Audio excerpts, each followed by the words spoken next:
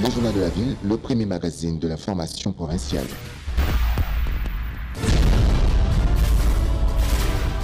Tout de suite, le journal.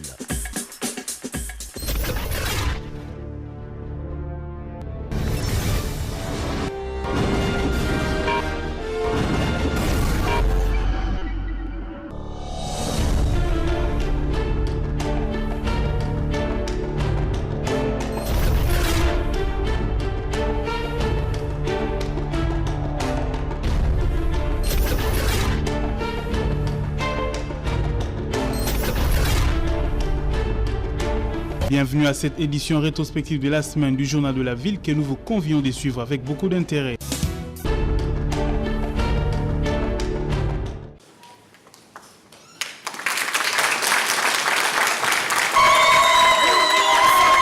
Le président de la République, Félix Tshisekedi, a accordé une audience le dimanche 17 mars à la présidence aux Congolais de la diaspora, membres de l'Union pour la démocratie et le progrès social. Il était question pour ces Congolais vivant à l'étranger de se mettre à l'entière disposition du pays et apporter leur savoir-faire pour la reconstruction de la RDC. Félix Tshisekedi se réjouit de le voir, vu qu'il avait aussi vécu à l'extérieur du pays. Il les a rassurés qu'ils ne seront pas oubliés. Dans l'entretemps, c'est le programme de 100 jours qui est une urgence. Vous savez, ceci est le combat de notre vie. Si nous nous sommes tant sacrifiés, nous avons tant enduré des choses, c'est parce qu'il y avait dans nos têtes, dans nos esprits, une seule chose, un seul objectif, c'était notre peuple, nos compatriotes. Je vous rassure que vous n'êtes pas oubliés, vous ne le serez pas non plus. Il y a beaucoup de choses à prendre et à faire, et les urgences étaient des problèmes d'électricité par-ci, d'adduction d'eau par-là, de routes par ici, etc. Et c'est ce à quoi nous nous sommes attelés, en attendant évidemment que le gouvernement soit là et que nous programmions les choses de manière beaucoup plus intense. Et cela passe par une gestion d'abord des rentrées, hein, donc de bien les surveiller, bien faire attention qu'il n'y ait pas de détournement. Ensuite, d'augmenter les recettes et de mieux pouvoir répartir ou affecter ces richesses que nous aurons créées à ce moment-là pour d'abord rehausser le niveau de vie des gens en augmentant leur pouvoir d'achat, leur salaire, leurs conditions de travail également, et aller dans le soutien à l'entrepreneuriat congolais. C'était des moments de chants fructueux entre les Congolais de la diaspora et les chefs de l'État. Ils ont exprimé tous leurs soucis et veulent apporter leur pierre de reconstruction à l'édifice.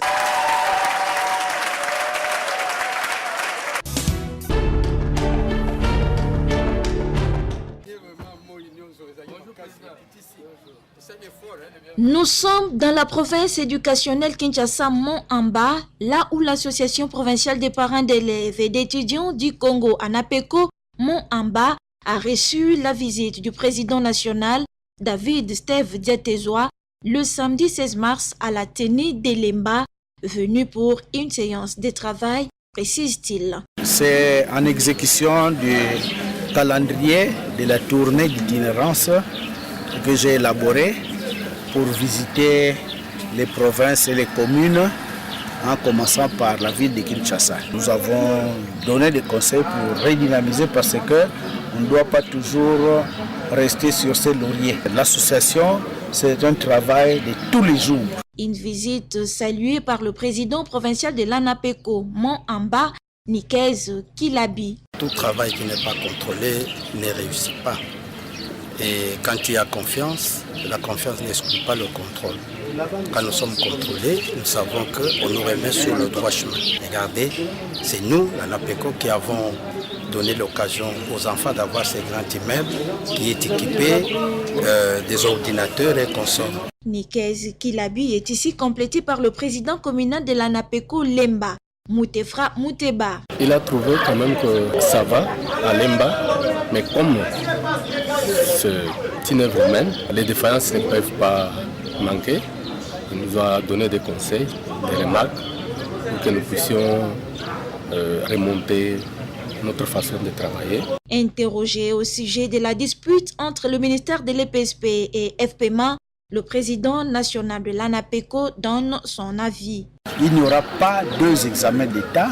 L'examen d'État sera organisé par le ministère de l'EPSP et le ministère de FPMA n'a pas qualité pour organiser un examen d'État.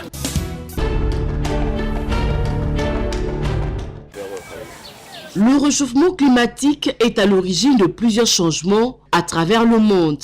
Raison pour laquelle notre équipe est descendue à la direction météorologique de la RDC, située dans la commune d'Ngalema, qui est un centre d'analyse de variation du temps qui serait abandonné à son triste sort. Il y a quelques années, elle était le centre régional de l'Afrique centrale grâce à ses équipements. Malgré cela, elle tient le coup. Aubin Simoudélé nous explique ici l'utilité de ces quelques appareils qui existent encore dans ces parcs météorologiques. Pour faire bien ce travail, nous manquons quand même aussi quelques instruments. Là, nous sommes en train de faire des efforts avec notre État, avec nos partenaires, la Banque mondiale, pour nous aider pour avoir un parc météo complet qui doit avoir des instruments vraiment de toutes sortes. La RDC compte près de 800 stations climatologiques permettant d'analyser les climats. Les explications avec David Kougolo, expert en climatologie. C'est sur base de ces instruments que nous récoltons les données météorologiques, ce qu'on appelle en d'autres termes les paramètres climatiques. Mais il y a plusieurs paramètres climatiques. Il y a l'humidité relative de l'air, il y a la température, deux sortes de température. Il y a la température maximum et la température minimum. Les deux extrêmes de température nous permettent maintenant de connaître ou de calculer la moyenne de température.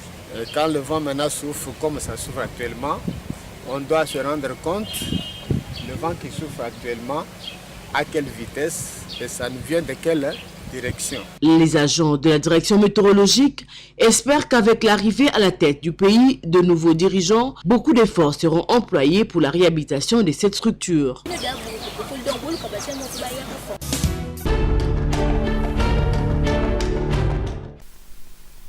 Le coordonnateur de l'Association congolaise pour l'accès à la justice, Georges Kapiamba, salue les décisions prises par le président de la République au cours de la réunion interinstitutionnelle tenue à Kinshasa le lundi 18 mars.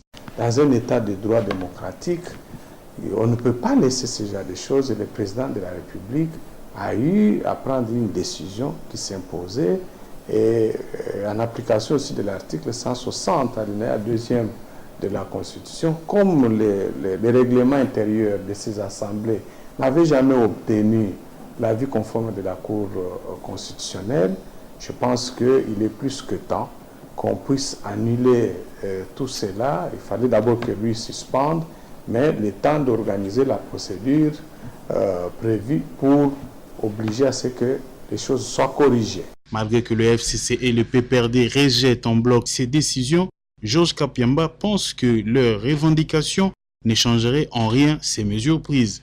Condamnons encore une fois cette pratique de corruption parce qu'elle nuit gravement à l'intégrité de l'élection. Elle n'est pas de nature à assurer au peuple qu'il va avoir des sénateurs consciencieux, des gens qui vont porter réellement les intérêts de la population. Nous sommes dans un état de droit. Lorsque vous n'êtes pas content d'une mesure prise par une autorité du pays, en tant que républicain, vous ne devez que vous adresser à la justice pour la contester. Si la justice vous donne raison, la justice va annuler la dite mesure et tout le monde le constatera. Ces mesures viennent encore renforcer la promotion de l'état de droit pour le bien des Congolais.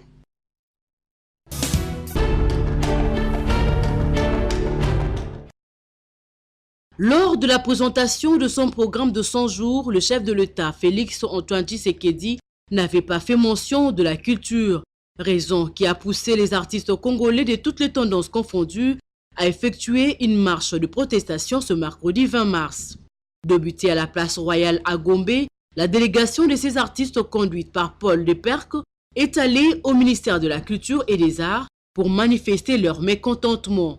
Quelques artistes interrogés se sont exprimés en ces termes. Quand on gère une société, on prend compte de toutes les étapes possibles, ce qui permettrait que la société puisse évoluer comme il se doit. Mais je pense qu'ils n'ont pas assez d'attention là-dessus, raison pour laquelle tout ce que nous avons vécu ici, nous pensons que comme il y a un nouveau pouvoir en place qui dirige tout, qui contrôle tout, nous voulons déjà réveiller l'attention du nouveau pouvoir. On est où là, dans un pays où on ne reconnaît pas la culture. C'est comme si la culture n'est pas prioritaire. C'est pour cela que nous sommes là. Les mémoires doivent être déposés à la présidence pour rappeler au président de la République par rapport à nos droits. Ça c'est quelle culture? Vous recevez un courrier, vous ne répondez pas. Alors toutes les méthodes pacifiques doivent être utilisées pour se faire entendre. Après le ministère, direction le Kanchachi, la résidence du chef de l'État, où il fallait aller déposer un mémo. Malheureusement, une barrière policière au niveau de l'IBTP les avait arrêtés. Il a fallu la présence du général Silvano Kasongo pour un compromis. Et la délégation va rebrousser chemin pour le Palais de la Nation à la Gombe où ils seront reçus par le DIRCAB qui leur a promis son implication personnelle dans ce dossier.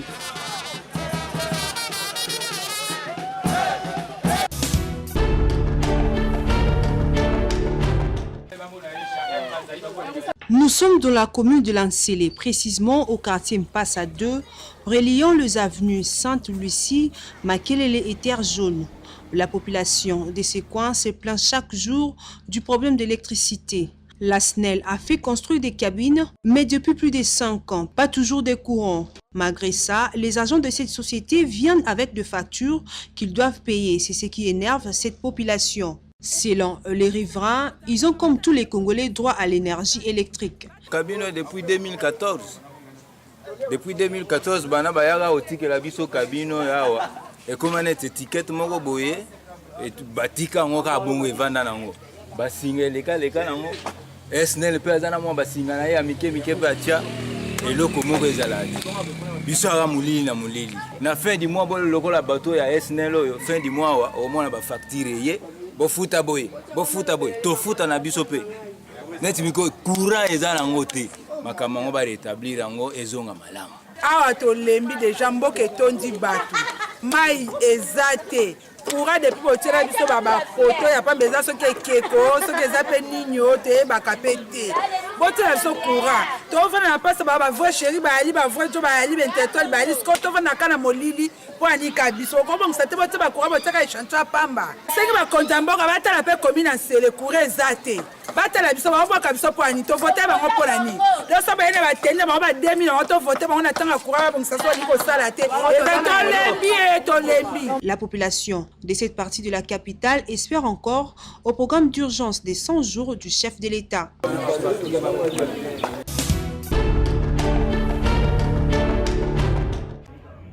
Le président de la démocratie chrétienne, DC, et Jean Diomi Ndongala, a retrouvé sa liberté sous condition ce jeudi 21 mars, après plus de 7 ans passés en détention à la prison centrale de Makala, au CPRK.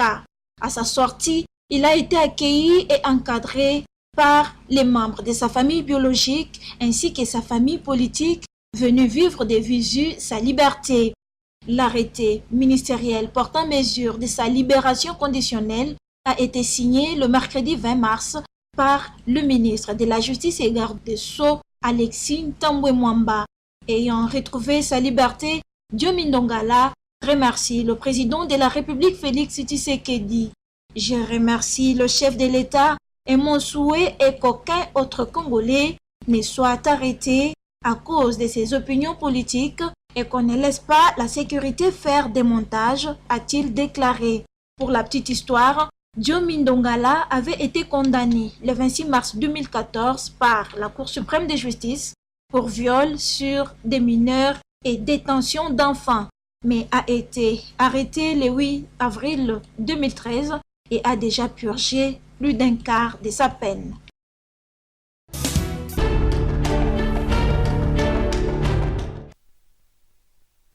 Le torchon brûle entre le ministère de l'EPSP et de la FPMA. Le mercredi 20 mars, des agents sédisants du ministère de la FPMA sont allés sceller le bureau du préfet de l'Institut technique Baumbu de Matete qui était en plein service.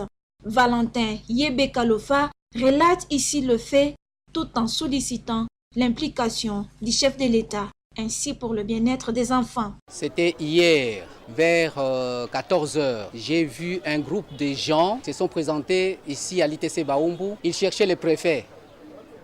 Et après cela, moi j'avais fermé mon bureau. Je suis sorti. C'est alors que eux vont en profiter pour sceller, ajouter d'autres cadenas et ils ont apporté les clés. C'est ainsi que je me trouve dehors avec les enfants. Je demande au président de la République de voir cette situation. Et ce jeudi 21 mars, il a fallu l'arrivée du prophète de l'EPSP Kinshasa Mont-en-Bas pour calmer la situation car les élèves et les enseignants de l'ITC Baumbu Matete étaient tous en colère. Nous sommes revenus pour remettre l'ordre que les enfants rentrent en classe. Le bureau du chef d'établissement qui a été scellé par les autorités de FPMA, nous avons donné ordre au chef d'établissement de saisir les instances judiciaires. C'est une institution publique, personne ne peut venir s'amuser à faire de sa tête. Entre-temps, cette situation perturbe les calendriers scolaires et les élèves des filières techniques ne savent plus à quel sens se vouer. Aussi longtemps que cette situation perdure, les désordres risquent de se ressentir lors de l'organisation des examens d'État en République démocratique du Congo.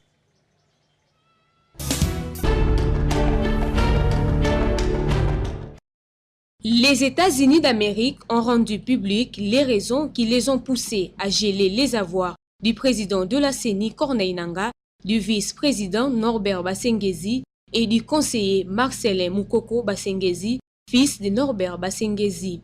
Des griefs sont mis à charge de ces trios par les États-Unis à travers un communiqué daté du 21 mars du Trésor américain, à savoir les détournements de fonds opérationnels de la CENI, attribution de contrats et marchés à des sociétés écrans, prise des mesures visant à repousser les élections, fabrication de reçus pour couvrir les écarts de dépenses résultant de l'utilisation des fonds de la CENI à des fins personnelles et versement de pots de vin aux juges de la Cour constitutionnelle afin de faire respecter la décision de la CENI et de retarder les élections de 2016 pour ne citer que cela. Le vice-président de la CENI a aussi été indexé par les pays de l'oncle Sam pour avoir corrompu les enquêteurs convoqués pour mener un audit financier au sein de la CENI. Quant à son fils Marcelin, il est reproché de contourner les procédures de passation de marchés publics pour ses fins lucratives.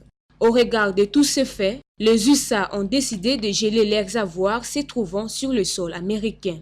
Signalons qu'un mois avant, les trois personnalités s'étaient déjà vues refuser l'entrée aux USA. Ainsi, ces trois noms s'ajoutent à la longue liste des autorités congolaises vivant sous les coups de sanctions américaines. Mais il serait souhaitable de retourner ces biens mal acquis au trésor public congolais. Le contraire serait une forme d'escroquerie organisée à grande échelle.